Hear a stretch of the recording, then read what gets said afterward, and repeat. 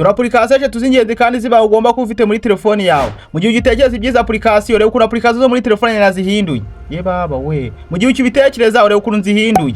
Ushobora kubugira uminduye telefone kandi mu by'ukuri ntago minduye telefone ahubwo ni tekinike ndi gukoresha. Mu gihe ugira kubitekereza ureba ukuntu mise nzindura mu kanya ngako guhumbya. Muri iyi video ngiye ko uburyo wahindura application zo muri telefone yawe bitewe n'uburyo ubishakamo, maze telefone kamera nk'isirimu ibi kugira ngo bikore kuri telefone yawe ntago bigusaba ko ufite telefone zihenze ahubwo mbere gusaba kumenya tekinike ngiye kukwereka. Turasize mu byinshi reka nkore kuburyo wabikoramo. Ariko mbere kugira ngo dutangire reba ukuntu ndi kureba amafoto yo muri telefone yanjye. Ye baba we, irebere nawe koko. Reba ukuntu ndi kureba video. Yes we. Bino bintu ntago birenze cyane, ngiye kuba kuryo wabikora kuri telefone mu kanya ngako guhumbya, maze nawe ugasirimuka mu minota mike cyane. Turasize mu byinshi reka nkore kuryo wabikoramo. Ariko nyabura mbere kugira ngo dukomeze liking iyi video, ukore subscribe niba utarayikana, niba ufite ikintu ushaka kumenya cyanyunganizi ubisigaho muri comment ndeta ngusubiza. Rero muri izo application z'ingenzi kandi ziba ugomba kuba ufite muri telefone yawe, tugiye guhera kuri application ya mbere. Rero iyi application kugira ngo uyibone nta kintu uzakoza uzafungura application ya Google Play Store yawe, dore ngiyo uzayifungura. Ukimara kuyifungura tuza muri search hano munsi, tuza muri search hano hejuru. Ukimara kuza muri search hano hejuru nta kintu uzahita ukora, uzahita wandikamo Alpha Hybrid Rocha nguku. Ukimara kubyandika nta kintu uzahita ukora, uzahita ukora search gakeya utegereze. Ukimara gutegereza uzahita ujya kwita umeze kunguku. We nta kintu uzahita ukora, uzahita ukora kuri application ya mbere ngiyi ishyizeho dufresh uzayikora nguku. Ukimara kuyikora uzahita ubanza uyesere muri telefone yawe. Ukimara kugera muri telefone nta kintu uzahita ukora, uzahita ukora kuri open uyifungure, cyangwa ujye muri application zawe zisanzwe uyifungure muri application zawe bisanzwe. Ariko twebwe reka tuyifungure nganga uzahita uyifungura nguku. Ukimara kuyifunguza afunguka imeze kunguku, uzateza gake banze ifunguke wihanganye. Ukimara gufunguka nta kintu uzahita ukora, uzahita ukora kuri kantu kwa continue hano uri kuhabona uzakoraho. Ukimara gukora uzategeza kanya gato ya wihanganye bitewe n'ubyo telefone yayihutamo. Gusa niba telefone igenda gake bisigaho muri comment nzakore kuryo wabikemuramo. Rero ukimara kuyifunga bizahita bigenda nguku. Uzahita ukora, uzahita ukura ugana ishano hirya hanga uri kuhabona uzakurura nguku. Ukimara gukurura nguku application zo muri telefone zihita zimera nguku. Urabona ko ari ibintu byoroshye cyane. Rero hano ushobora gukora ibintu byose ushaka kuri telefone yawe kandi urabona ko tubikoze nguku. Rero kugira ngo ubikore neza gatanu kuri gatanu nta kintu uzahita ukora, uzahita ukora kuri kantu kwa sa hanga uri kuhabona hanga shi dufresh uzakoraho nguku. Ukimara gukora nta kintu uzahita ukora, uzahita ukora kuri kantu kwa setting hano uri kuhabona uzakoraho. Ukimara gukora tujya kwita umeze kunguku. Uzushobora kutagira kwita umeze kunguku wenda nk'urugero kwa tugera kuri tableau imeze nguku wenda. Ukimara kugera kwita umeze kunguku nta kintu uzahita ukora, uzahita ukora kuri apps hano uri kuhabona. Ukimara kugera kuri tableau nta kintu uzahita ukora, uzahita ukora kuri kantu ka default apps hano uri kuhabona uzakoraho. Ukimara gukora uzahita ukora kuri kantu ka home app hano uri kuhabona uzakoraho. Ukimara gukora uzasanga birahanga nta kintu uzahita ukora, uzahita ushyira kuri application ya mbere ngiyi ishyizeho dufresh uzayishyiraho nguku. Ukimara kuyishyiraho nguku uzaho bishoje. Ukimara kubisoza nguku nta kintu uzahita ukora, uzahita ukura nguku. Application zo muri telefone uzajya ubasha kuzikoresha nguku mu kanya ngako guhumbya. Rero urabona ko bino bintu ari ibintu byiza cyane. Urabona ko ushobora guhindura application bitewe n'uburyo ubishakamo. Akana application ka mbere maze gukwereka kuri telefone yawe. Rero hano ushobora gufungura application zigiye zitandukanye nyine bitewe na application ushaka gufungura nyine ukabasha kuzikoresha kandi telefone yawe imeze nguku. Ushobora gukurura mu gihe application yenda ugiye kwizimya nguku bikaba bimeze nguku kareba isaha hano urabona ko isaha irimo nguku cyangwa ukaba wazana ngahanga nyine bitewe n'uburyo ubishakamo akantu ku kandi. Iyi na application ya mbere reka ngwereke n'uburyo wabihagarikamo mu kanya ngako guhumbya. Rero mu gihe ushaka kubihagarika nta kintu uzahita ukora, uzahita ukora kuri kantu kwa setting hano uri kuhabona uzakoraho nguku. Kuri iyi nyuguti ya sa sura hanga uzakoraho. Ukimara gukora uzahita ukora kuri setting kubera kuzaba babyimura hanga nta kintu uzahita ukora, uzahita ukora kuri kantu ushyizeho dufresh.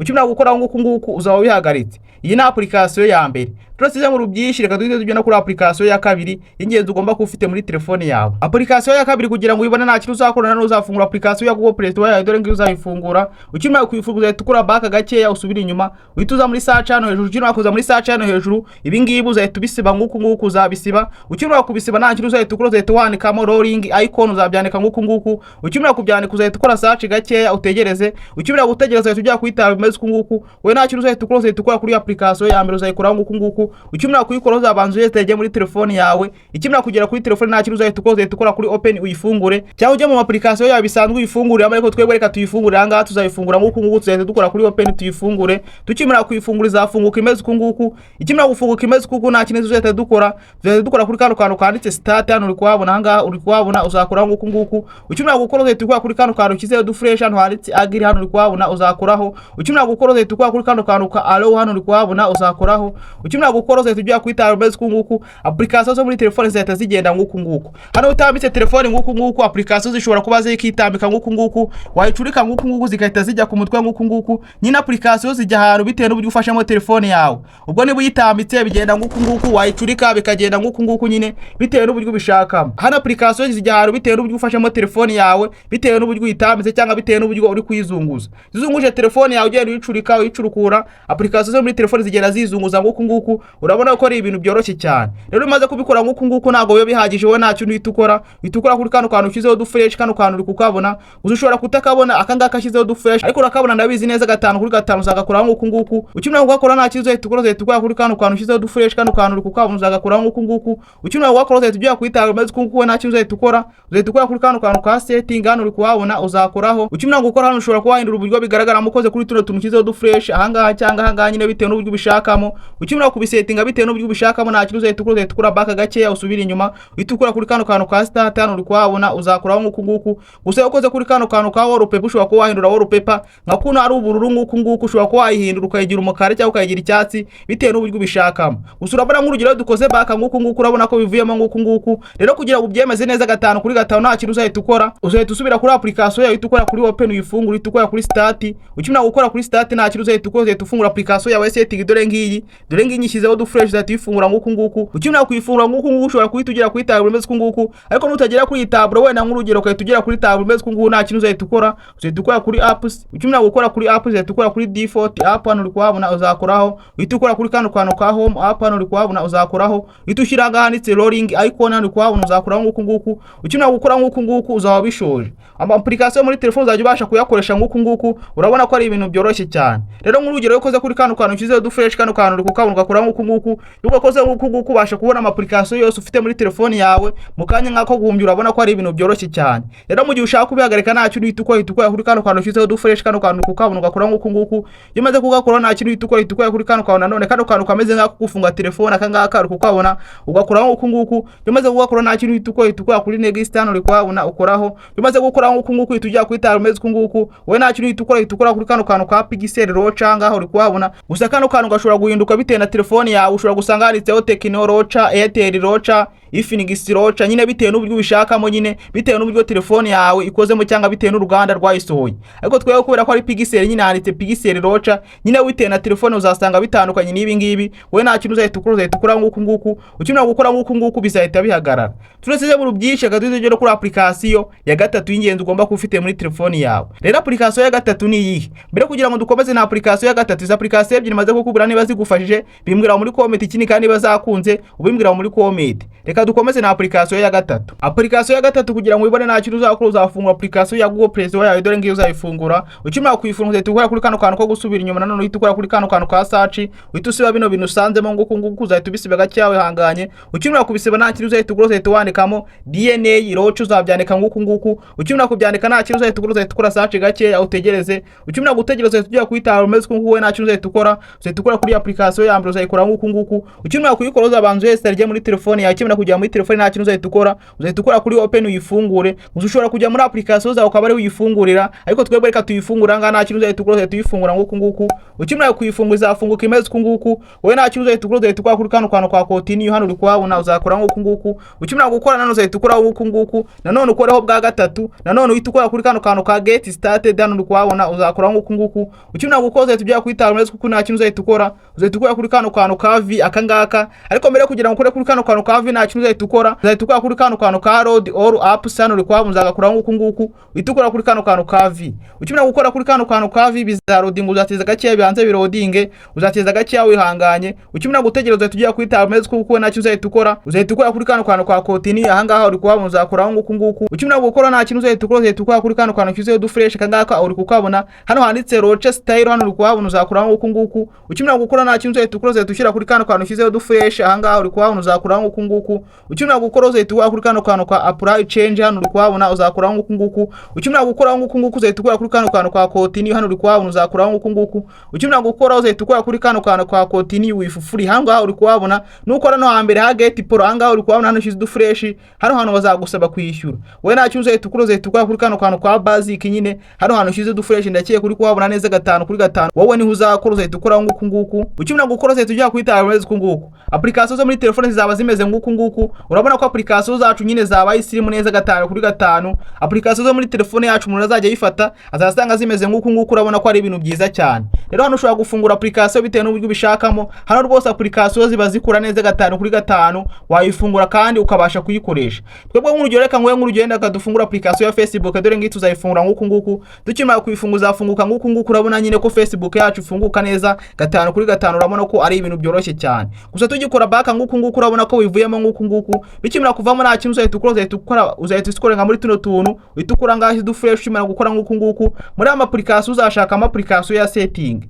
Muri ama application yose uzareba ko harimo application ya setting, uzayishakamo gake wihanganye. Ukimara kuyishaka mushobora kuyishaka mukayibura, ariko nuramukwibuze nuzagira ikibazo. We nta kintu uzahita ukora kuri kano kantu kizeho dufresh, kuko natwe nyine turayishatse turayibura. Uzahita ukora kuri kano kantu kizeho dufresh. Ukimara gukora uzahita ubona application zose ufite muri telefone yawe. We hano ushobora kuzazamura nguku nguku ukashaka ama application ya setting, ariko ushobora no gukora ku nyuguti ya sa ingi uri kuyibona ukora nguku nguku. Iyo ukoze nguku nguku urabona ko setting yacije nguku nguku, wowe tuyifungura nguku nguku. Gusa ukiyifungura ushobora kutagira kuri taburo imeze uku nguku, wenda nk'urugero ukahita ugera kuri taburo imeze uku nguku yenda. We nta kintu uhita kuri apps, ukahita ukora kuri kano kantu ka default apps. Hano uri kuhabona ukora nguku nguku, ukahita ukora kuri kano kantu ka home app. Hano uri kuhabona ukahita ushyira kuri DNA rocha ngaho uri kuhabona ukora nguku nguku. Yukoze nguku nguku ubishoje neza 5/5 nyine urabona ko application zo muri telefone yacu tuzihindiye nguku nguku. Urabona ko ari ibintu byoroshye cyane. Gusa ubu ngubu ntago turabisoza neza 5/5 utirara ngo uhita ukuramo video itarangira. Ibikoze nguku nguku ntago ubishoje 5/5.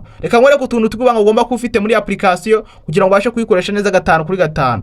Urabona nk'urugero ukoze kuri tuno tuntu kizeho dufresh utungu turi kutubona, ugahita ukora kuri kano kantu ka setting akangaka uri kukabona ugakora nguku nguku. Ugakoze uhita ukora kuri kano kantu kizeho dufresh akangaka uri kukabona. Ugakoze nguku nguku ugahita ukora kuri kano kantu ka photo. Hano uri kuhabona ukora nguku nguku. Ukoze nguku nguku ushobora kuba wahindura amazina y'ama application yawe ufite muri telefone yawe. Ushobora kuba yahindura nguku nguku cyangwa ukahindura nguku nguku cyangwa nguku nguku cyangwa nguku nguku nyine bitewe n'uburyo ubishakamo, bikaba ari ibintu byoroshye cyane. Akandi kantu k'ubwenge reka nkore back gake yasubira inyuma. Ukoze kuri kano kantu kizeho dufresh hano hantu uri kuhabona ukoze nguku nguku. Ukoze nguku nguku ugafunga kano kantu ushobora kwita ubigira umweru nguku nguku, cyangwa nanone wakongera ugakuraho nguku nguku ukahita ubigira umukara nguku nguku mu rwego rwo kurondereza umuriro. Na kano kantu urabona ko ari akubwenge reka nkore back gake yasubira inyuma. Ukimara gusubira inyuma ukoze kuri kano kantu ka home screen hano uri kuhabona ukora nguku nguku. Ukoze nguku nguku hano ushobora kuba wazigabanya cyangwa ukazongera. Ukoze kuri kano kantu urabona ko turi kuzigabanya cyangwa tukazongera. Ndakiye kuri kubibona neza 5/5. Hano rero ushobora kuba wazigabanya cyangwa ukazongera. Gusa ukoze kuri kano kantu kizeho dufresh tuno tuntu kizeho dufresh hano uri kuhabona. Urabona uburyo zihindutse nguku nguku. Iyo dukoze hano urabona ko zihinduka. Twakora hano ukabona zirahindutse nguku nguku. Nanone twakora hano ukabona zirahindutse nguku nguku. Nyine urabona ko bigenda bihinduka bitewe n'uburyo ubishakamo, cyangwa wakora hano ukabona birahindutse nguku nguku, cyangwa hano bigahinduka nguku nguku. Nyine wowe hitamo bitewe n'amahitamo yawe, bitewe n'uburyo ushaka ko zizazigaragara muri telefone yawe. Rero ukahita ukora back gake ugasubira inyuma. Yenda twebwe reka dufatira aha ngaha. Tubikoze nguku nguku ukabona ni byiza cyane. Uhita ukora back gake ugasubira inyuma, ugahita ukorana kuri kano kantu ugasubira inyuma nguku nguku. Urabona ko ari ibintu byoroshye cyane. Rero urabona ko tutugabanyije tutugize duto cyane. Urabona ko kano kantu ari akubwenge. Rero mu gihe ushaka kubihagarika nta kintu uzahita ukora, uzahita ushaka application ya setting cyangwa ugahita ukora kuri kano kantu kizeho dufresh ngaka ukabona. Ugakoze nguku nguku ushaka application ya setting. Twebwe nk'urugero reka dukore ku nyuguti ya sa, dore ngi tuzayikora nguku nguku. Dufungura application yacu ya setting. Gusa ukifunga ushobora kutagira kuri ya taburo. Yenda nk'urugero ukahita ujya kuri taburo imeze uku nguku. Nta kintu uzahita ukora, uzahita ukora kuri apps. Uhita ukora kuri kano kantu ka default apps hano uri kuhabona. Uhita ukora kuri kano kantu ka home app hano uri kuhabona uzakora nguku nguku. Uhita ukora kuri kano kantu kizeho dufresh hano handitse Pixel rocha. Gusa telefone niba ari Tecno uzahasanga Tecno rocha, cyangwa bitewe nyine na telefone ya bitewe n'uruganda rwasohoye telefone yawe nyine uzasanga bitandukanye n'ibi ngibi. Utazabibura ukagira ngo nibiri muri telefone, ahubwo uzakuraho bitewe na telefone ya bitewe n'uruganda rwakoze telefone yawe. Nta kintu uzahita ukora nguku nguku. Ukimara gukora nguku nguku urabona ko tubikemuye nguku nguku. Rero izi ni application eshatu z'ingenzi kandi zibagomba kufite muri telefone yawe. Gusa video ntago irarangira. Reba ukuntu ndi kureba amafoto yo kuri telefone yanjye, ngareba ukuntu ndi kureba ama video, ngareba ukuntu mbihinduye nanone. Ese nawe urashaka kubikora kuri telefone yawe? Niba ubishaka bisiga muri comment mukaya dukomeze na prati tumwere ku buryo wabikora neza 5/5. Mwereke izi na application z'ingenzi kandi zibagomba kufite muri telefone yawe mukanya nkako guhumbya. Ubwo icyifuzo cyawe gisiga muri comment, nimbara mwabisaje muri beshi nzahita mbere ku buryo bikorwamo. Ciao ciao, ndabakunda cyane. Dusubire mu video kuri kiri ngiyi, nzasubiza ikibazo wambaje munsi muri comment. Ciao ciao.